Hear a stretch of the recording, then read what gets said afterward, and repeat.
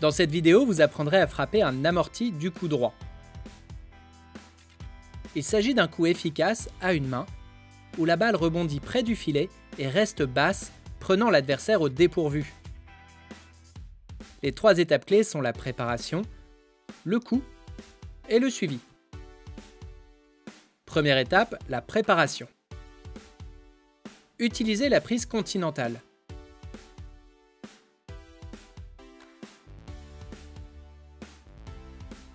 Lorsque vous voyez une balle courte arriver sur le coup droit et que votre adversaire est loin derrière la ligne de fond, vous pouvez opter pour un amorti de coup droit.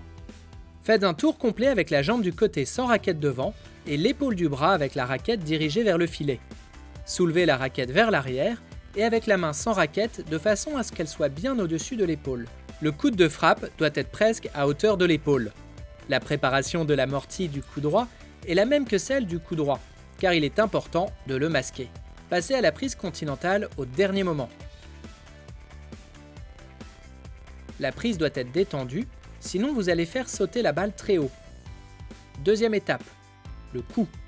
Pliez les genoux et balancez la raquette vers l'avant, du haut vers le bas, et coupez sous la balle dans un mouvement en U.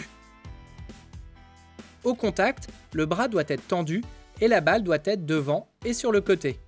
Détendez le poignet et l'avant-bras et absorbez le rythme de la balle. La tête de la raquette doit être légèrement vers le haut après le contact pour ajouter de l'effet. Idéalement, la balle doit rebondir 3 fois dans le carré de service.